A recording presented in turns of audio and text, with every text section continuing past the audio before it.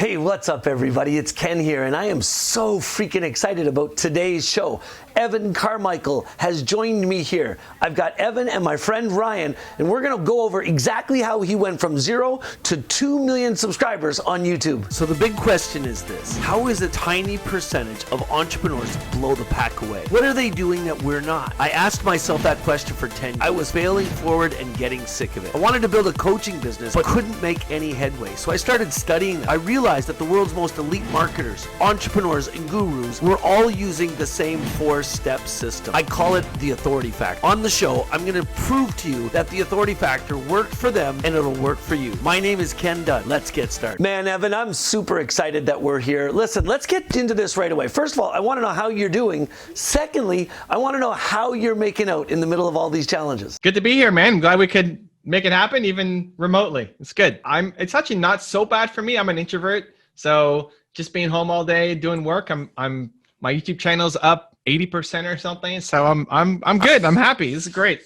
You know, that's actually the first question we wanted to get into with you. Like, we want to pick your brain and get right inside your stuff here. And Ryan and I were talking earlier today as we're leading up to this interview, and we're like, okay, first thing I want to know is, what's that dude doing? I mean, he's blowing up the internet. You're one of the biggest social media moguls that's on the planet right now.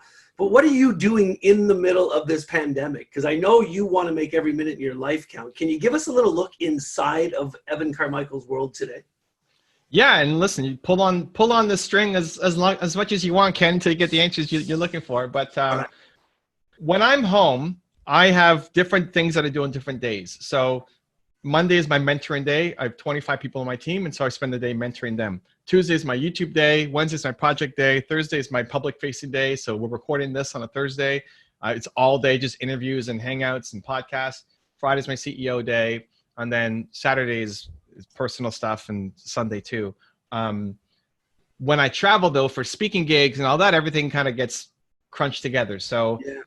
I'm not traveling. Everything, my entire calendar for the year has basically been canceled or postponed to a later date because nobody knows when it's going to open up. So I actually get to sit down and focus on everything that I said I was going to be doing during this time. So we've doubled down on our YouTube channels. We've got 12 channels, I think now. The main channel's up 80%.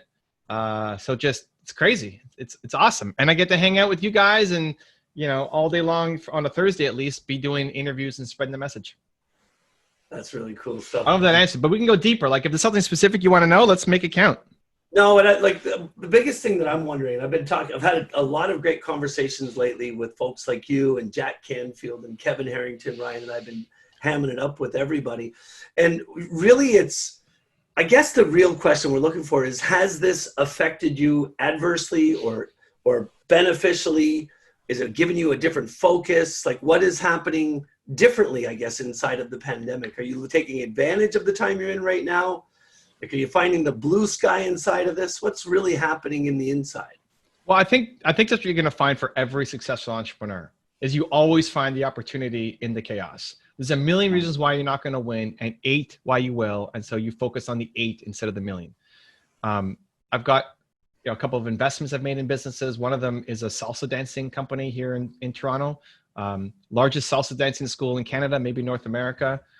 Teach people how to dance salsa. And you can't dance during the pandemic, right? I mean, like, it's not social distancing friendly. It's like the exact opposite. And that business is going to be the last business to open because you're touching people. Yeah. So the guy who helps me run that business, it's still like, okay, what can we do right now? So what he's doing right now is making some videos online and starting to train and recruit new instructors, training them through Skype, so that when we launch, we can launch even more classes than we had before. All the stuff that he couldn't do because he was too busy running the school, running the classes, doing customer service, now he can spend into recruiting the team, training the team, getting them better. So even it might be easy to say, well, in a YouTube business, online world, it's easy because you can just work from home anyway and make the content.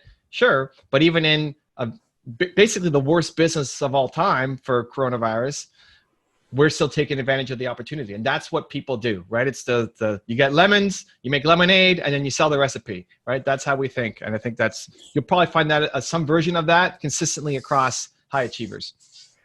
Ryan, I mean, we got the man here right now. Where do you want to go next? We've got an amazing book that I just finished reading, Built to Serve. We've got one of the top YouTube geniuses in the world right now. What road do we want to go down next, Ryan? Well, for me, I mean, I'd just love to hear a little bit. Obviously we're aware of the journey, but there's people here that may not know of Evan's journey, of what took him to one of the top speakers and trainers in the world today that hangs out with all the major influencers. So, Evan, can you tell us a little bit about your background, your story, like, late 20s? How you got started? Yeah. So, again, I can go super quick over the highlights, and then if you want to dive deep and pull on any thread, let me know, because you know your audience, better than I do. But started off 5 years old, selling my drawings with my sister to my next door neighbor, and made my first 10 cents. From there, did baseball cards, and 92, 93, I was 12 and 13 years old. The Blue Jays won the World Series, local team. Baseball cards were also super hot at that time. So it always like the perfect storm for me to get into baseball cards and start negotiating. And I was negotiating every weekend at baseball card fairs with people. I'm 12, 13. I'm negotiating people who are 40 and 50 years old, over a loonie. A loonie is a dollar coin in Canada. I remember a guy gave me a coin with a bunch of mud on the back. It's like, I'll take it. I'll clean off the mud. Like, that's still $1. And so for them, it didn't mean much, but for me, I'm learning negotiation. I'm learning running my own little tiny small business. Through school, I didn't know I wanted to be an entrepreneur. Entrepreneurship 20 years ago wasn't at the same cultural point. Like, I didn't know any entrepreneurs. You kind of had to be a little crazy to be a business owner. Everybody just kind of went to school, and it's like, if you couldn't get to university, then you became an entrepreneur, right? Because there's no other option. So I thought I wanted to be an investment banker, and the hardest decision in my life was turning down a job, my dream job, $100K a year, traveling around the world to start a business and make $300 a month. Had a bunch of failures through that. I told my partner I quit. It was the worst day of my life. And then as a result of that, decided I can't quit because I haven't given it everything yet, but there has to be a better way to do this. So I said, somebody has to figure this out. So I looked at Bill Gates. He had a software company. I had a software company. Like, what can I learn from Bill Gates? I applied it to my business, and we started to grow. And I'm a big believer that your purpose comes from your pain. So whatever you struggled with the most is the thing you want to help other people through. So I struggled so much as an entrepreneur. I want to help other entrepreneurs not struggle so much. And I modeled success as my path out. And so for the past 20 years, I've just been making content where you can learn from other people's success. I try to consume it all, digest it. Gary Vee called me the DJ who consumes so much content and then knows how to DJ it to inspire people. And that's what I've been trying to do to help people believe in themselves more and become successful entrepreneurs. It's led me to writing multiple books, speaking around the world. YouTube channel is 2 million subscribers and 300 million views. And now I'm here on this session, which is exciting.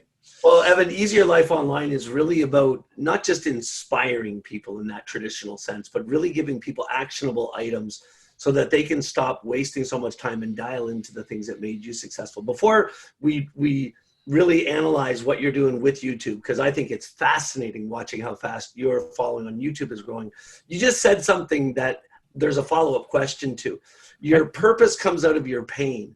I have never seen an entrepreneur online so passionate about one word as you are about belief. Is there a tie to a pain point in that passion? Yeah. So in Built to Serve, my book, I go through a 3-step process that I think people should, whether they buy the book or not, go through, which is your who, why, how. So who is your most important core value? I think everybody has one core value that's more important than the others. And if you feel like you're being pulled in multiple directions and other people's opinions of what you should do, it's because you don't have clarity on what you stand for as a human. So for me, it's believe. Did you come up with something, Ken, as you read through the book? Yeah, that's why kind of I'm asking the question right now. So think about, we can hop through it, but just to get to practical examples, like if you had to pick something, don't worry about being the final thing. What's one value that comes to mind as being really important for you? For me, yeah, sincerity. Awesome. So like, let's run with sincerity. It may not be the actual like final one, but it's close. You're not going to be the anti-sincerity guy, right? So knowing that about yourself now allows you to look backwards and see all the painful moments in your life usually came out of a result of lack of sincerity, either on your part or somebody else's part. And then going forward, probably one of the reasons why you like working with Ryan, because he's a pretty sincere guy, right? So now if you're going to hire people onto your team, or you're going to work with certain customers, you're going to start building your company, sincerity becomes the core of what your business is about. And that might be weird. Well, like Dave I talk about sales and marketing, and I talk about, I'm an author. Like, well, but the way that you're going to sell well is through sincerity. And so it helps you make better decisions going forward, attract the right people and scenarios into your life. And it now gives you, they say the devil always comes, with a bag of cash. So if somebody's going to come to you for a giant book deal, or can you come speak at our event or train these guys, but you feel a lack of sincerity around it, you have more confidence to turn down the deal because it's not aligned with who you are. And I think that's a tool for life. Like, you're going to be 90 years old and still care about treating people with sincerity. It's only going to get stronger. As you get more clarity over it, it only gets stronger. It doesn't get weaker. So that's a gift that I want to give people, just that exercise alone. Then it goes to your why, which is your most painful moment. So your purpose comes from your pain. So for me, I struggled so much as an entrepreneur. My belief is my most important core value. I could believe in anybody. I could believe in the truck driver, downstairs, or I could believe in the guard, but entrepreneurs are my jam, because that's what I struggled the most with. So you could apply sincerity across anything, but there's a path that you went through that was painful and you struggled with, and you want to help younger versions of you. And the way you break through to them is through sincerity. And then the how, so it's how is what did you do? Like, how did you practically get out of the hole that you were in? How did you start to believe in yourself more? What was the actual steps? So for me, it was modeling success, right? I struggled. I needed to have that belief in myself. I looked at Bill Gates. I copied what he did. I applied it to myself. We started to win. So modeling success was the path out for me. And that's what I want to try to teach people. So, who, why, how, I believe in people, but I believe in entrepreneurs the most. And I help them by learning how to model success. I love that. Finding good mentors and coaches to model. It's a very simple framework, but powerful. Usually the most powerful things are the simplest. And what that does is gives people clarity and perspective that they can use for the rest of their life, whether they want to be an entrepreneur or not.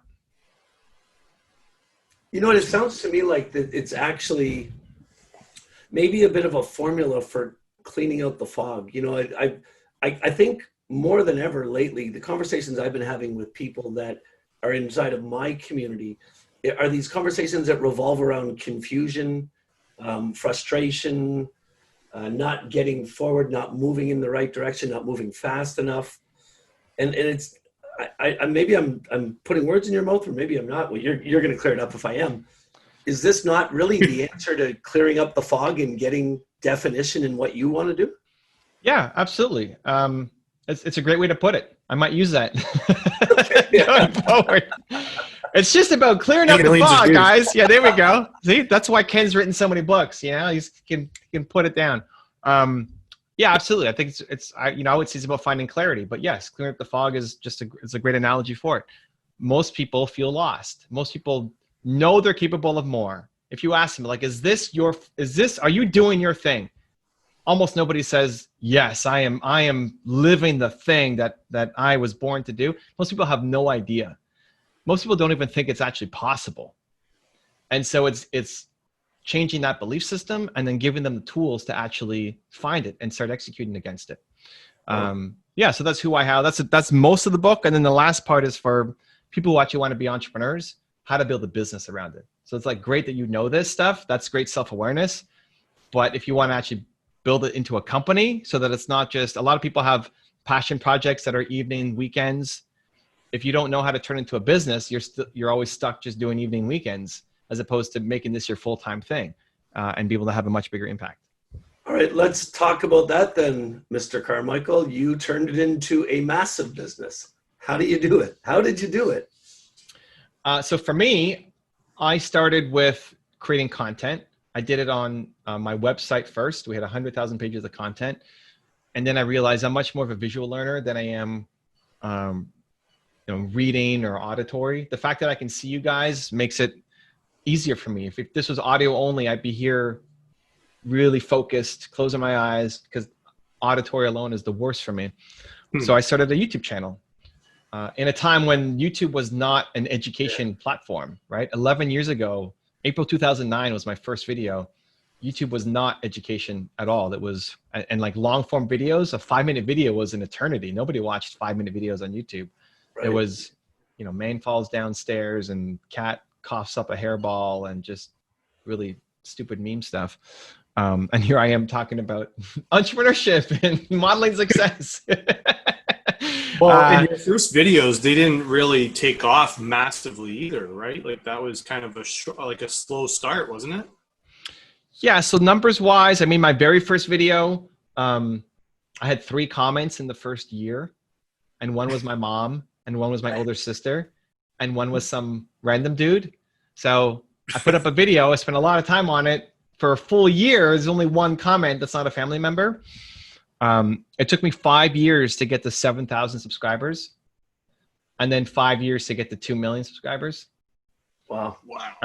But that being said, at the beginning, I wasn't as consistent. It wasn't like I was doing it every day like I am now. I wasn't as good as I was. Wasn't as good. Anyway, I'm way better now than I used to be. And YouTube has also evolved, where now, if you are a thought leader, if you're teaching education, YouTube is the best place to be, where it used to be nobody was there. So YouTube caught up. It's not that I was smart. I wish I could say I knew it was going to happen. I predicted this 11 years ago. I just love video. I love visual, and that happened to be the best platform. And luckily it caught up. So I think anybody starting today, it doesn't have to take you 5 years to get 7,000 subscribers. You can get there a lot faster. It's not going to be a 5-day thing. It will still take time and effort and energy, and you have to get good at your craft, but you can definitely get there a lot faster than I did. But I think there's still a lot of people, Evan, that don't understand that it's worth the effort to put into it. And like, to see what you have today, people have to realize that it took a Herculean effort and focus for you over the last 10 years. But the monetization process has also evolved too, hasn't it, in that same period of time? Yeah. So YouTube, they have an army of salespeople. They have thousands. I used to say hundreds, but then I talked to somebody at YouTube, was like, Evan, it's not hundreds, it's thousands. They have thousands of people who their job is to sell advertising against their videos. Thousands. And they take 45% of everything made, and you take 55%. So they're off selling ads against your videos, and you get just over half. We're talking about making joint ventures. Here, just go make a joint venture with YouTube. Why not? You get just over half, 55% of all the revenue that's generated from the videos. Without ever, all you have to do is make content. You don't have to go off and sell or talk to anybody. You don't have to come up with the technology and the infrastructure and hosting. And it's all taken care of. Instagram's not paying you to make content. Facebook's not paying you to make content. YouTube will pay you. It'll get you exposure. If you want to get clients, book deals, speaking gigs, all that stuff, it'll help you. But it also will pay you to make the content, and they have an army of salespeople out selling for you. So that's definitely changed. That was not around when I got started. I was doing it just because I wanted to serve. I just wanted to help. Even now, everything I make is for the 19-year-old Evan who was struggling as an entrepreneur and couldn't make things happen. Right. So now there's way more. I mean, advertising is just one method to make money off of YouTube. There's a lot of different paths. Lots of people build significant businesses off of it.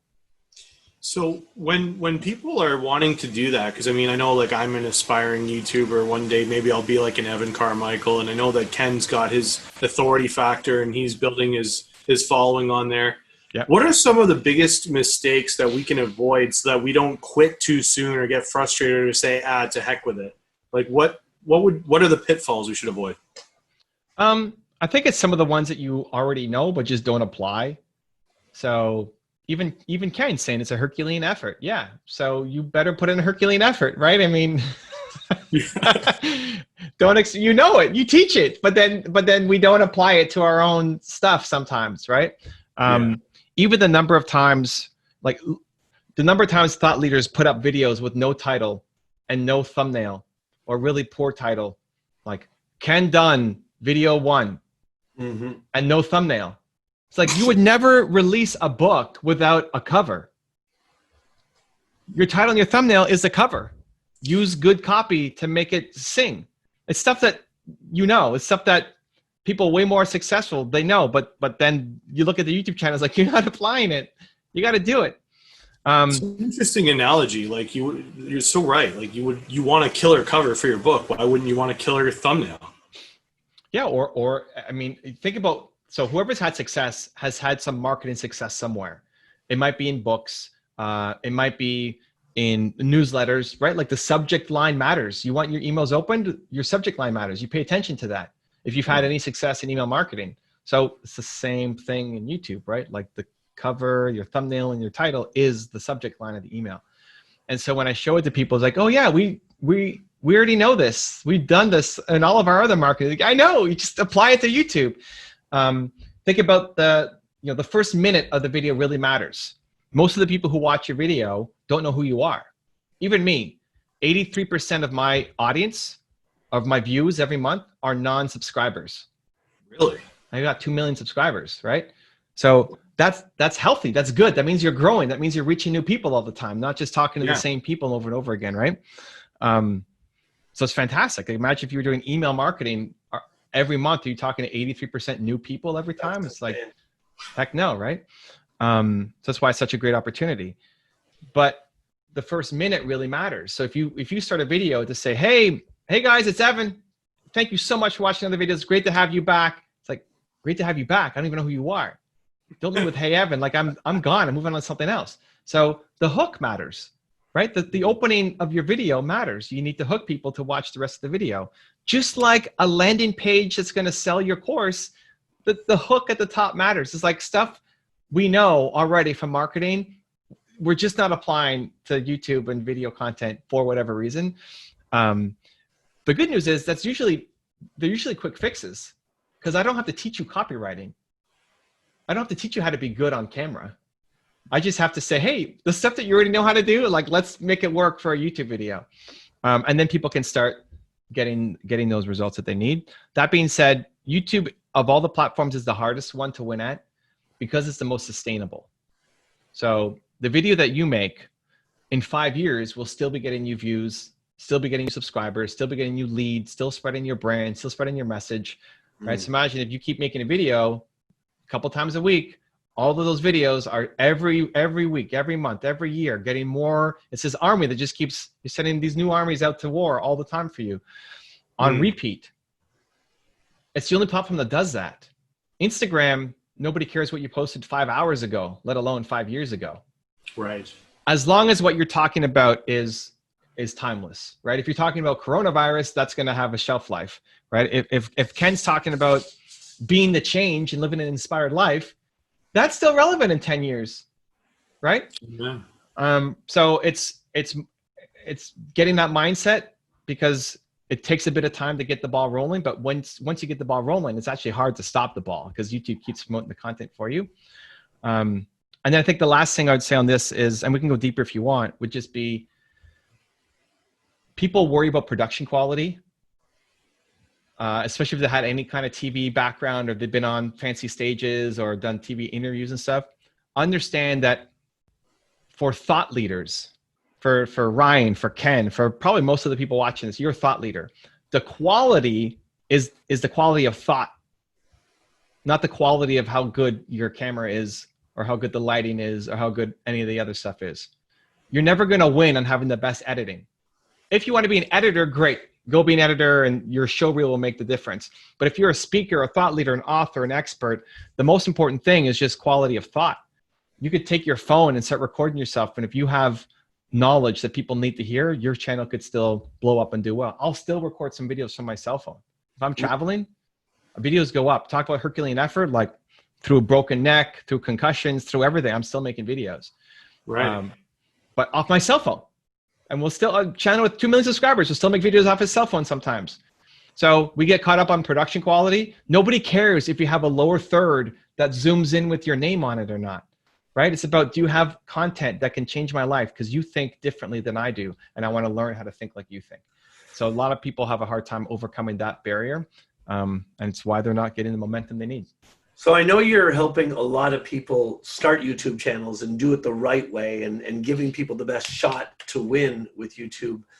Inside of your community, what are some of the habit forming tips you're giving people? Are you telling people a video a day, a couple videos a week? Are you telling people to start with short videos and get longer as your following grows? Like, what are some of those inside tips that you, because I want to make sure that the people that are watching us, they can leave this conversation with actual tips and they're inspired to start their channels.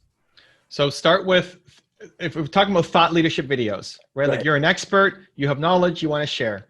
Yeah. 10 minutes plus. So no 2-minute video pops on YouTube unless it's like a Star Wars trailer or something crazy viral, right? 10 minutes plus on YouTube. It also allows you to run mid-roll ads, so you get paid more for advertising dollars. Consistency, I would say at least once a week. This is more like, how scary is this for you? Because what I really want you to do is go daily, but daily is like freaking people out, right? And what I do is I record once a week, and then you use that content for the whole week. But I'm recording for 12 channels once a week, right? Create a system. So I'd say once a week at the starting point. If that sounds easy for you, then 3 times a week. 3 times a week, you can start getting some growth. If that sounds easy for you, then you go daily. But at least once a week. If you're not doing once a week, you almost have no shot as a thought leader. You might, if you're like an animation channel or something with crazy high production value, but as a thought leader, it's really hard, less than once a week. So that's bare minimum. I would start with video titles. People say, well, what do I make videos on? Great. Look at whoever is the most well-known in your industry and see what they've made videos on. So, and model them, right? Take their title. Yeah, flat out. Like I had a guy, I was just talking to a guy right before you, who he's a high performance coach, wants to get on YouTube. Who's the #1 guy in your space? He said, Brendan Burchard. And I love Brendan. Brendan, like I got the Puerto Rico thing. I was just hanging out with him in Puerto Rico, in January, right? I love Brendan. But I told him, go to Brendan's channel, look at his most popular videos, and take the exact same title. Now, as long as it doesn't say Brendan Burchard in it or something, right? And it was something like how to overcome procrastination or something, right? Like if you're a high performance coach, you better be able to make a video about how to overcome procrastination. Now, I don't care what Brendan says in the video. It's not about copying his video. Don't even watch the video. I just want you to take that title and make your version of it. Because it's the title that pops. It did well for him. And I want you to show up down the side. Your ultimate goal is when people watch that video on Brendan's channel, you show up down the side, so that you can start getting similar audiences. So do that for all of anybody who's in your space, whether it's, Jack has a channel. I don't think he's doing too much on it, but Brian Tracy or Gary V or me, take my videos, or any of those guys, like whoever the best, or if you're in a more niche industry, great. Like look at the best, take their titles. Always lead with a powerful opinion. So start the video with the hook. Don't say, in this video, you're good. No, I'm watching a video. You have to tell me in this video, right? Tell me something you believe that other people don't believe. Like your purpose comes from your pain, right? In my first talk or my first like rant or whatever, Ken said, hey, I want to pull on that thread. Great.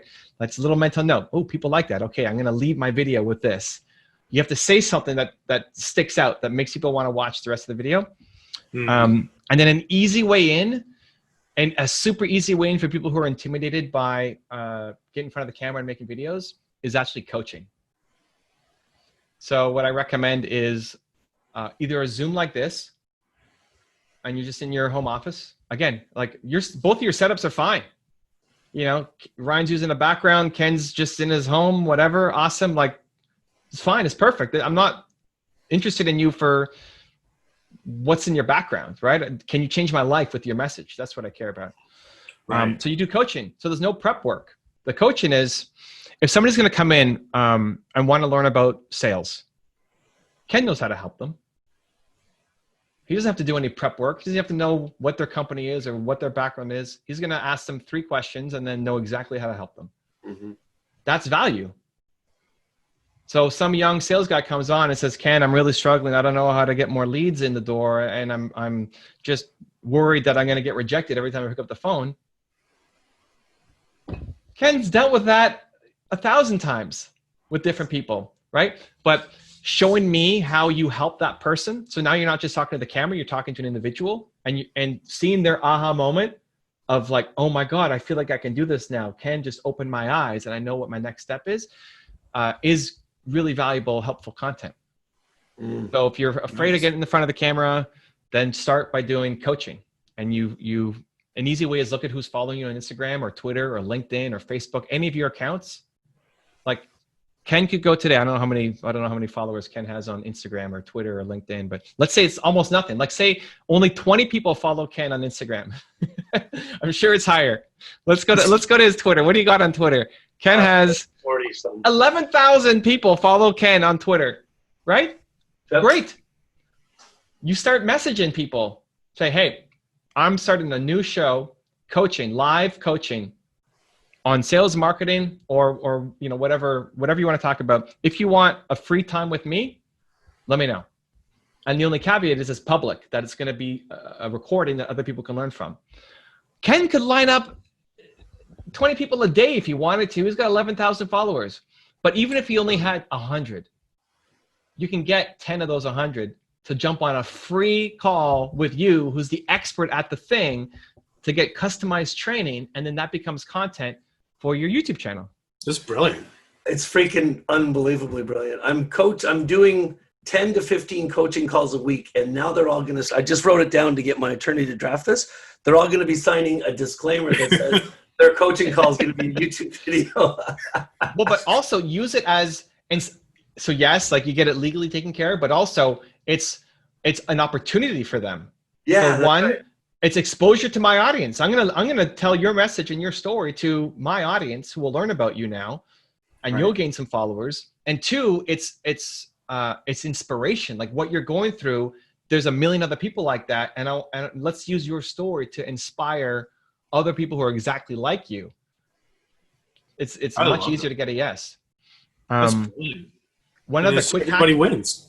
One other quick hack inside of that is if you do it on Instagram. You do an Instagram live and then download the video.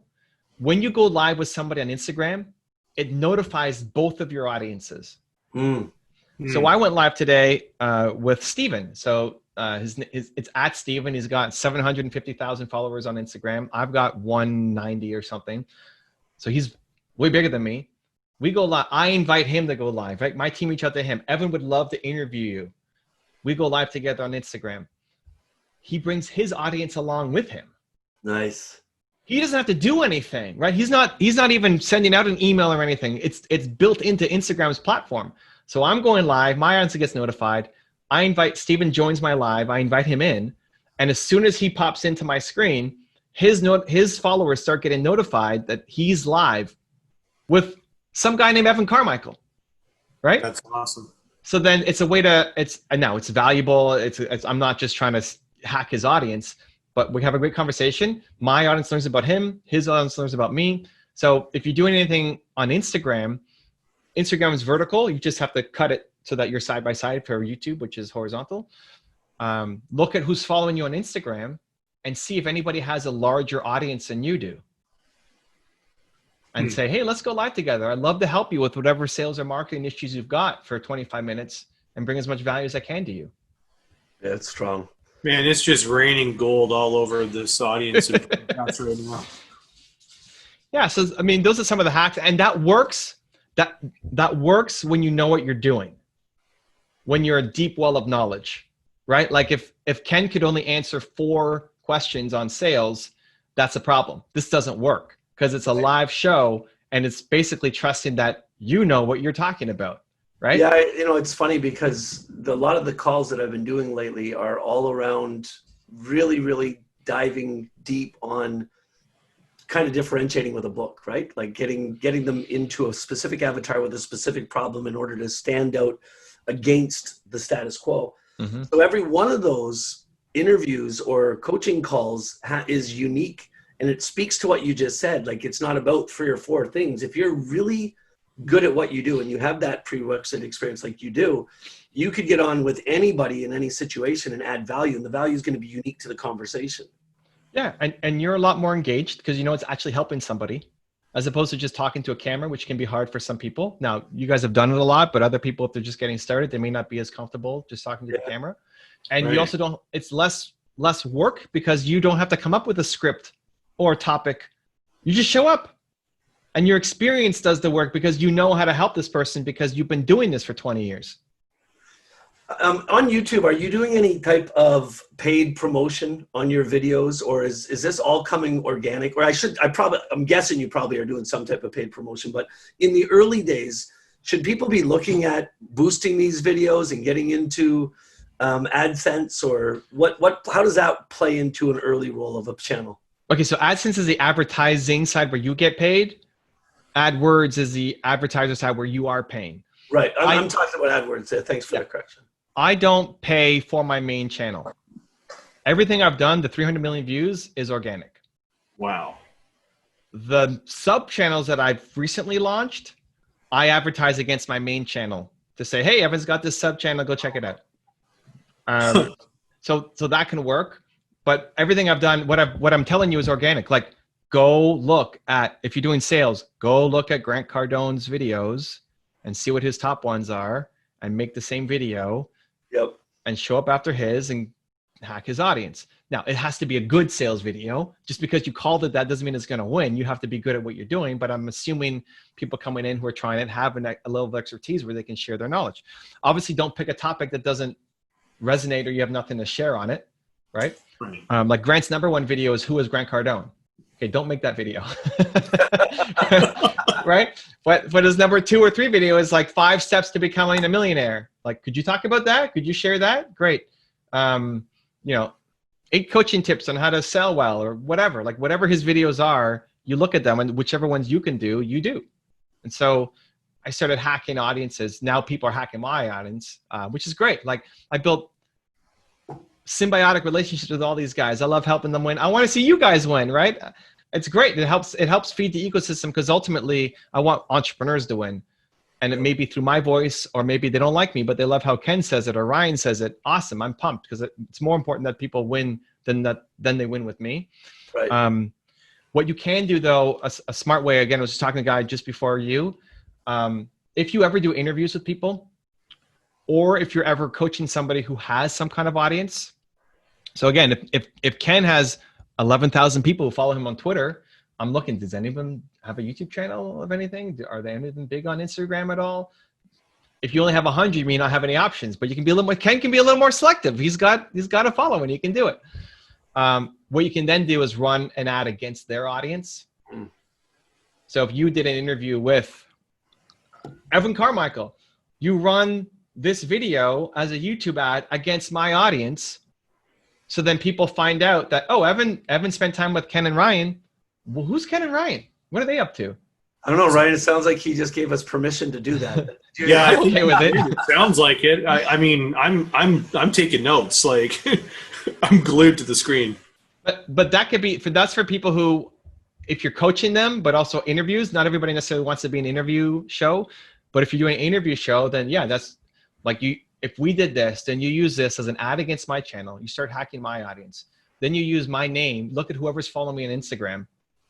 And my name means something to some people. It means 0 to a lot of people, right? If you're in the beauty industry, it's not what I do. But like entrepreneurs, yeah. So you then use my name to go after other people. Use my name to go after Grant and Gary and Tom and all the entrepreneur channels, who then you use those videos and hack their audiences, right? So it's just growth hacking. I don't do that on my main channel, but the ads that I run, again, are against my main audience for my sub channels. But you can do it. It's a very effective strategy. Especially, I call it the bridge audience technique. When you have somebody who has a channel and you have them on your channel and you're going to run the ad against their audience. That's really cool. There's a lot of different opinions right now because of the amount of options there are with social media channels. Obviously, you're a big YouTube guy. Let me keep it simple. I got an answer for you. YouTube is your home. It's your long form content, 10 minutes plus. You're an expert. You have a deep well of knowledge. You could take me through and give me wins. If you feel like you can't talk for 10 minutes without repeating yourself 8 times, then don't be on YouTube. But if you're an expert, deep well of knowledge, sharing videos or coaching, YouTube is your place. Within YouTube, there's a thing called the audience retention curve. And this is for every video. It'll show you where people are falling off on your video. So at the beginning, it's 100%. And then at 20 seconds, maybe you're at 80%. And 40 seconds, you're at 60%. And you see how it falls off. There'll be these moments where it's flat. That means, if it's from a minute to minute 30, it was a flat line. That's great. That means nobody left. That means whatever you said there was fire. There'll be other moments too where it actually goes up. Those are even more rare, but you see the curve go up. Like, how does that happen? People rewound to watch that part again. Wow. Like they really like that part. That's what you cut to turn into a LinkedIn video, a Facebook video, an Instagram video, right? Twitter video. You use the data from YouTube. YouTube gives you the best data of all the platforms to find in the video what the best part is. Because we used to fight internally, this clip, no, this clip. It's like, how about we just look at what people are actually liking the most and let's use that clip. So it makes the process of making videos so much easier. So inside of your coaching session, maybe at the 25-minute mark, there's some fire moment that happens and you might love it. Great, that's good qualitative data. But then you look at your stats, you say, look, see, when I did that, it's flat or it went up slightly. Great, we cut that part and that's our 1-minute Instagram video. Or Facebook ad. Or Facebook ad or all of it, right? Like it's long form on YouTube and then you can be everywhere much more easily. If you're thinking, I need to create separate content for every platform, you're creating a mountain of work for yourself. If you're thinking YouTube is my base, and from there, I'm gonna cut and pull things for the different platforms based on what I know works with the audience, you can be on all the platforms much more effectively with a lot less thinking. What's your strategy around live on YouTube versus uploading recorded videos? Is there live sucks on YouTube. Almost always sucks on YouTube. So the biggest benefit of YouTube is that your content lives forever, right? That the video you make now in 5 years is still going to be there. That's the biggest benefit. When you go live, YouTube does a lot of work to promote that video. It emails your followers. It promotes it more down the sidebar to get eyeballs on it. But those videos almost always tank immediately after the live stream is done. The video does not live forever. Live streams. Interesting. So knowing that, there's some hacks around it. Like if you're doing a book launch, Ken's got his new book coming out. He wants to drum up a lot of attention. Great, do a live. Because you're just trying to drive people to a sales page to then buy the book. Right. You don't care if this thing lives for 5 years. Right? So there's some scenarios where that works. There's a business model around the two where people can do what's called super chats and pay you to answer questions on the stream. So you're getting paid inside of the stream. That works for some people. But you're just assuming that this video, after I'm done, is dead. If that's what you go in thinking, then great. To promote my book, I wanted to do, it got canceled because of all this stuff, but I was going to do a 90-day tour of the US, 22 cities, and 12-hour live streams every day. Wow. I had a guy who was coming with me, and his only job was wearing a backpack that had 4 modems, 3 batteries, and a camera that would live stream to my YouTube channel for 12 hours every day for 90 days straight, right? So like, I don't expect any of those videos to do anything, but people will watch live, ask me questions all day long, and promotes my book, right? That was the idea. And we did a 4-day test of driving to New York and back that worked, and then we didn't end up doing the 90 days because of all this stuff that happened. But it has a purpose beyond the videos themselves lasting forever. So as long as you know that a live video typically tanks, then you can design around that. I want to make sure everybody got this, because I think that's a big nugget for me. We're hearing a lot about live video on platforms right now and how they prefer us to do live videos and that. But if you heard what he said there, he said YouTube is, and sorry for putting you into the third person all of a sudden, Evan, but this is huge. Oh, that's great. YouTube is the home. That's where all the content is originated. The longer form content, repurposing. I mean, I've just decided to create a complete change in how I'm producing content because of that one thing. But if there's an event going on and getting into some longer lives to drag people into an event, that's a real good purpose for it. That's huge. I appreciate that. Book launch, any kind of launch, funnel launch. Some people even do it before they launch a video, like a special video is coming up. So they do a live just before the video. Like you have some big interview coming up with Grant Cardone on your channel. So you go live just before, talking about how much it means to you and what you learned. And then as the video is about to go live, the interview, you say, okay, guys, go watch it here. Here's the link. Go watch it. Go watch it. I love you. Close the live. Everybody jumps to then go watch a Grant video. You don't expect that video you don't care about the hype video lasting forever. It's just to drive immediate eyeballs on something. Right. YouTube is also the worst live experience in that you can't bring people in. Right. With Instagram, you bring them, you see them. Like if you're trying to do coaching and you're waiting for somebody to write back with a text answer, one, it takes so long. And two, a lot of the coaching is seeing their body language. So in Instagram, you can bring people in live. YouTube, you respond to the text question. So, and it's strange because YouTube is a video platform, but they don't allow video call in like they do for Instagram. So that's the only exception where I'd say go live on Instagram. That's where you create your long form content, but your live will disappear. Actually, they just changed it. I don't know if that's rolled out to everybody. You can save the live as an IGTV. I don't know if it's for everybody yet, but otherwise it will disappear in 24 hours. You go live on Instagram, bring people in. Ideally, you're hacking their audiences as well while you do it. Download the video, that goes to YouTube. You upload it there, then you pay attention to the audience retention, and then you can cut it up for all your other platforms. Brilliant. Freaking, that's gold. It may sound complicated. If like you have no experience in social media or anything, you could just pause that and rewind that strategy back a couple times and slow-mo it down or something. It's actually not that, it might be overwhelming for people listening. It's not that difficult. It just may sound like I'm speaking French because I'm in it, but once you start doing it, if you just applied those strategies of live on Instagram, say it slower, live on Instagram, bring people in and coach them, download that video, put it to YouTube, and then pay attention to what parts people like, and then cut those pieces and put it back to Instagram stories and posts and LinkedIn and Twitter or wherever you want to be active on. That would be the core of your content strategy. And it's actually probably much easier than what most people are currently doing right now. It's brilliant. Man, if people want to get into a closer relationship with you and learn more about your tactics with YouTube, I know there's a program, there's a community that you're building around helping people to understand the details of YouTube. Where do people find information about that?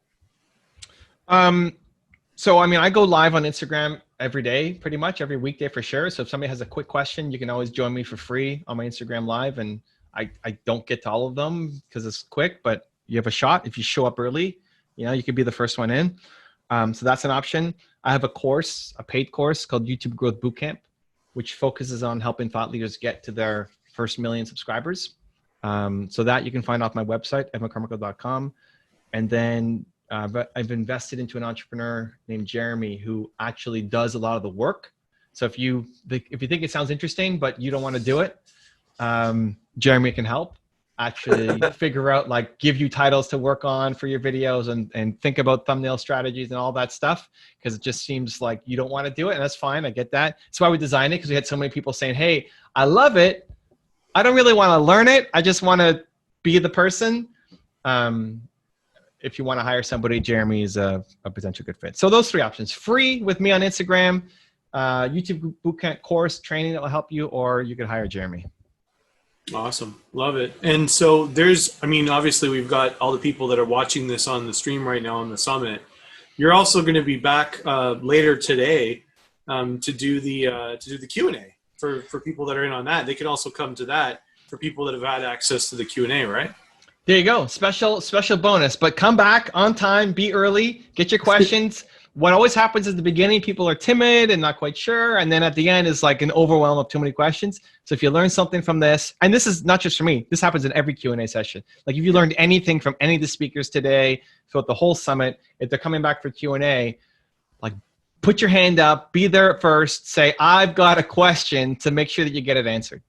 Yeah, and just so everybody knows, this is not a long Q&A. So when Evan's saying get there early, do yourself a favor and be there early and get your questions formulated right up front, because not all the questions are going to get answered. And this man is a genius. Cool, guys. Well, thank you for the love and looking forward to the Q&A. All right. Awesome, man. Really appreciate you, Evan. And I know that you gave us a few extra minutes because I know you're super busy today. So thanks, man. Thanks for jumping on and for giving us just pure gold for us and all the audience that are tuned in here. Appreciate you guys. We'll see you soon. Okay. See you later. Bye. Bye, buddy. And there he went.